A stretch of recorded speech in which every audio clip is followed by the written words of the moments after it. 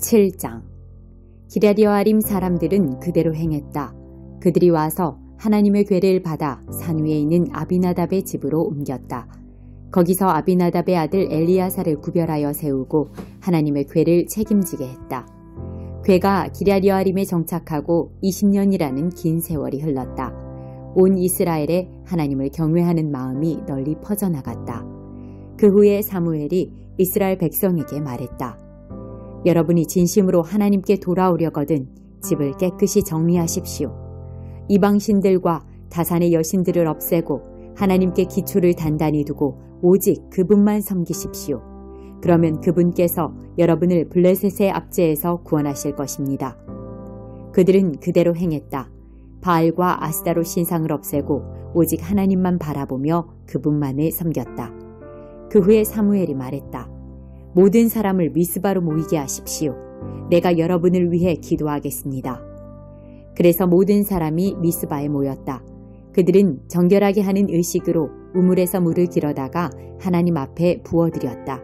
그리고 하루 종일 금식하며 우리가 하나님께 죄를 지었습니다 하고 기도했다.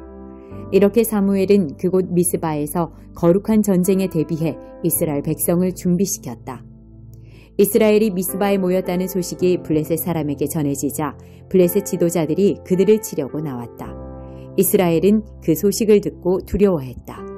블레셋 사람이 다시 행동을 개시했기 때문이다. 그들은 사무엘에게 간청했다. 온 힘을 다해 기도해 주십시오. 마음을 놓아서는 안 됩니다. 하나님, 우리 하나님께서 블레셋 사람의 압제에서 우리를 구원하시도록 기도해 주십시오. 사무엘은 아직 젖을떼지 않은 어린 양 한 마리를 가져다가 하나님께 온전한 번제물로 바치고 이스라엘을 위해 하나님께 간절히 기도했다. 그러자 하나님께서 응답하셨다. 사무엘이 제사를 드리고 있을 때에 블레셋 사람이 이스라엘과 싸우려고 가까이 다가왔다. 바로 그때 하나님께서 천둥을 내리치시니 블레셋 머리 위로 천둥 소리가 크게 울렸다. 그들이 겁에 질려 허둥지둥 도망쳤다. 대혼란이었다.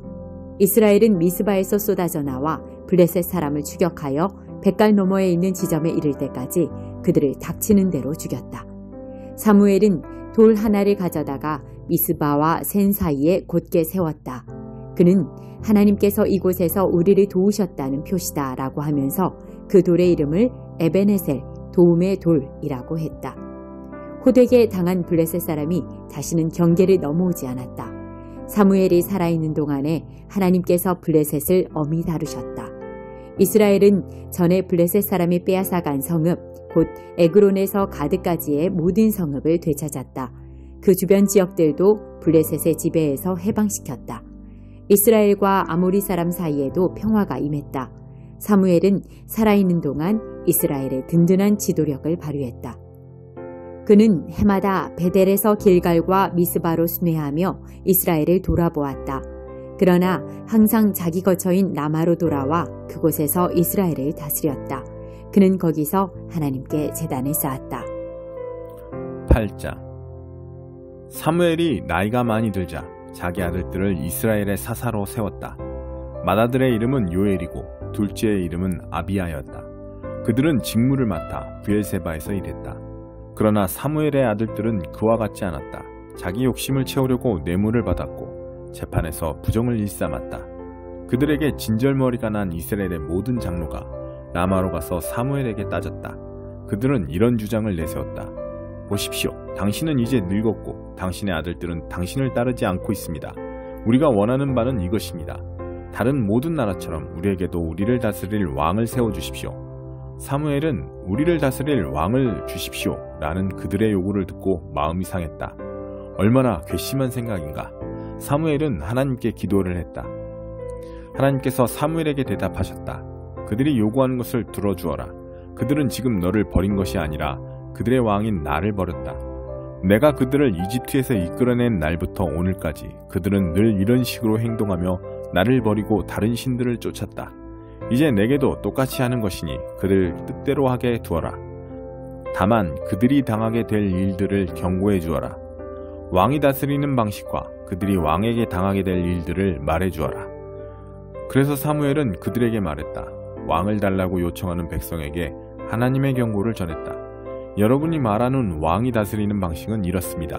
그는 여러분의 아들들을 데려가 전차병과 기병, 보병 등의 군사로 삼고 대대와 중대로 편성할 것입니다.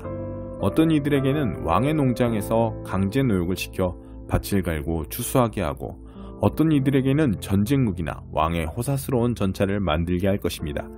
여러분의 딸들을 데려가서 미용사와 종업원과 요리사로 부릴 것입니다. 그는 여러분의 가장 좋은 밭과 포도원과 과수원을 빼앗아 왕에 가까운 친구들에게 넘겨줄 것입니다. 왕의 수많은 관료들을 유지하기 위해 여러분의 작물과 포도에 세금을 매길 것입니다. 여러분이 소유한 가장 뛰어난 일꾼과 가장 건강한 짐승들을 데려다가 자기 일에 쓸 것입니다. 여러분의 양떼에 세금을 부과하여 결국 여러분을 종이나 다름없이 부릴 것입니다. 여러분이 그토록 원했던 왕 때문에 절박하게 부르짖을 날이 올 것입니다. 그러나 그때 하나님의 응답을 기대하지는 마십시오. 그러나 백성은 사무엘의 말을 들으려 하지 않았다. 아닙니다. 그들은 말했다. 우리도 우리를 다스릴 왕이 있어야겠습니다. 그러면 우리도 다른 모든 나라처럼 될 것입니다. 왕이 우리를 다스리고 지도하며 우리를 위해 싸워줄 것입니다. 사무엘은 그들의 말을 받아서 하나님께 그대로 아뢰었다. 하나님께서 사무엘에게 말씀하셨다. 그들의 말을 들어주어라. 그들에게 왕을 세워주어라. 그 후에 사무엘은 이스라엘 사람들을 흩어보냈다. 집으로 돌아가십시오. 각자 자기 성읍으로 돌아가십시오. 6장. 그리스도와 함께 죽고 살다. 그렇다면 이제 우리는 어떻게 할까요? 혹시 하나님이 계속해서 용서를 베풀어 주시도록 계속해서 죄를 지을까요? 그렇지 않기를 바랍니다. 죄가 다스리는 나라를 떠난 사람이 어떻게 거기 있는 옛집에서 계속 살 수 있단 말입니까? 우리는 짐을 꾸려 영원히 그곳을 떠났다는 사실을 모르십니까? 우리가 세례받을 때 일어난 일이 바로 이것입니다. 물 아래로 들어갔을 때 우리는 죄라는 옛 나라를 뒤에 남겨두고 떠난 것입니다. 그 물에서 올라올 때 우리는 은혜라는 새 나라에 들어간 것입니다. 새로운 땅에서의 새로운 삶 속으로 말입니다. 우리가 받는 세례의 의미가 바로 이것입니다. 세례는 예수의 삶 속으로 들어가는 것입니다. 물에 들어갔을 때 우리는 예수처럼 죽어 매장된 것입니다. 물 위로 일으켜졌을 때 우리는 예수처럼 부활한 것입니다. 우리 한 사람 한 사람을 우리 아버지 하나님이 일으켜 세우셔서 빛이 가득한 세상에 들어가게 해주셨고, 그래서 지금 우리는 은혜가 다스리는 그 새 나라에서 길을 찾아 살게 되었습니다. 너무도 분명하지 않습니까? 우리 옛 삶은 그리스도와 함께 십자가에 못 박혔습니다. 죄의 삶, 그 비참한 삶의 종지부를 찍은 것입니다. 이제 우리는 더 이상 죄에 이리저리 휘둘리지 않습니다. 우리는 믿습니다. 그리스도의 죽음은 죄를 정복하는 죽음입니다. 그 죽음에 우리가 들어갔다면 또한 우리는 그분의 부활, 곧 생명을 구원하는 그 부활 속으로도 들어갑니다. 우리가 알듯이 예수께서 죽은 자들 가운데서 일으켜지신 것은 마지막으로의 죽음의 끝을 알리는 것이었습니다. 이제 죽음은 끝이 아닙니다. 예수께서 죽으셨을 때 그분은 자신과 더불어 죄를 끌어내리셨고, 다시 살아나셨을 때 그분은 하나님을 우리에게 내려오시게 하셨습니다. 그러니 이제부터는 이렇게 여기십시오. 이제 죄는 여러분이 알아듣지도 못하는 사어로 말할 뿐입니다. 그러나 하나님은 여러분에게 모국어로 말씀하시며 여러분은 그 말씀을 한마디도 놓치지 않습니다. 여러분은 이제 죄에 대해서는 죽었고 하나님께 대해서는 살았습니다. 예수께서 그렇게 만드셨습니다. 다시 말합니다. 이제 여러분은 삶의 길을 정할 때 죄에게는 단 한 표의 권한도 허용하지 말아야 합니다. 죄는 거들떠보지도 마십시오. 그런 옛 방식의 삶이라면 잔심부름도 거절하십시오. 대신 여러분은 온 마음을 다하고 온 시간을 다하여 하나님의 길에 헌신하십시오. 여러분은 죽은 자들 가운데서 일으켜진 사람임을 기억하십시오. 이제 여러분은 죄가 시키는 대로 살 수 없습니다.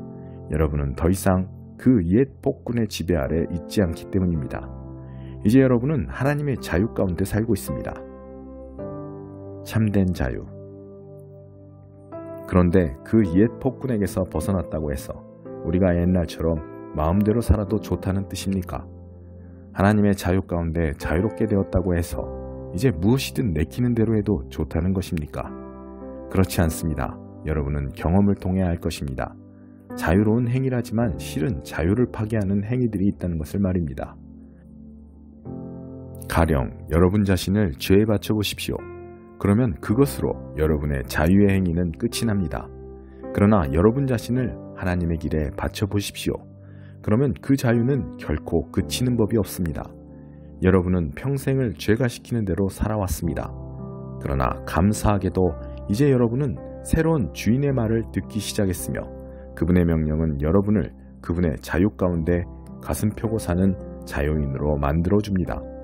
내가 이처럼 자유를 들어 말하는 것은 쉽게 우리 머릿속에 그림이 그려지기 때문입니다. 어렵지 않게 떠올릴 수 있지 않습니까? 과거에 자기 마음대로 다른 사람이나 하나님은 안중에 두지 않고서 살았을 때 어떻게 여러분의 삶이 더 나빠지고 오히려 자유에서 멀어져 갔던지를 말입니다.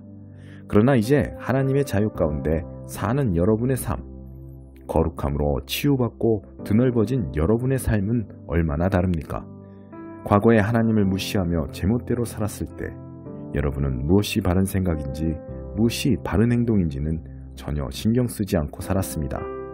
그러나 과연 그런 삶을 자유로운 삶이라고 할 수 있습니까? 그런 삶에서 여러분이 얻은 것은 대체 무엇이었나요?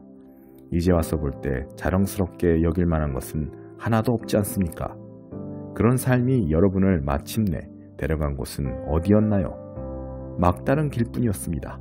그러나 더 이상 죄가 시키는 대로 살 필요가 없다는 사실을 알게 된 지금, 하나님의 말씀을 듣고 따르는 즐거움을 알게 된 지금, 여러분 놀랍지 않습니까?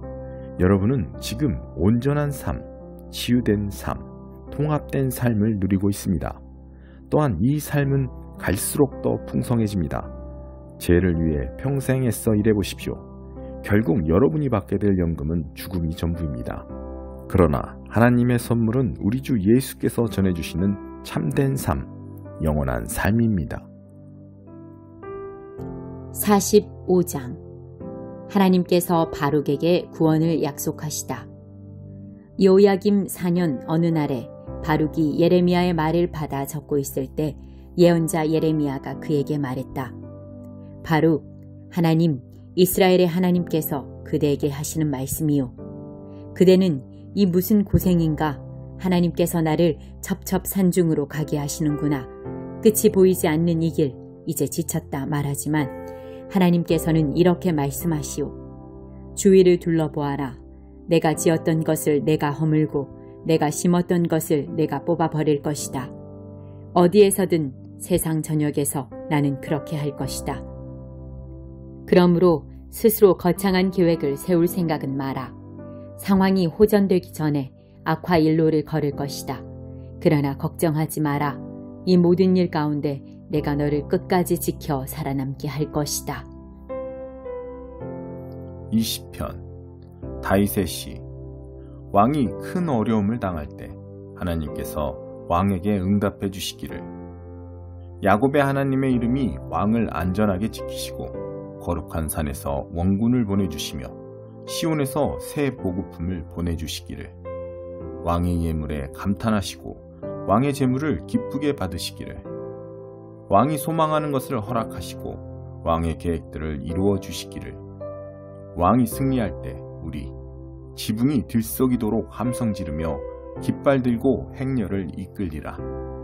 왕의 모든 소원이 이루어지기를. 그렇게 되리라. 도움이 오고 응답이 가까워져 모든 일이 잘 되리라.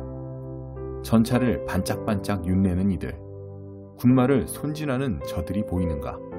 그러나 우리는 우리 하나님을 위해 화환을 만든다. 전차는 녹슬고 군마는 절름거리다 멈춰서지만 우리는 두 발로 서서 당당히 나서리라. 하나님, 왕에게 승리를 주소서.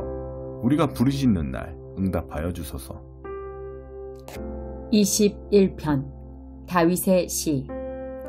하나님, 주님의 힘은 곧 왕의 힘입니다.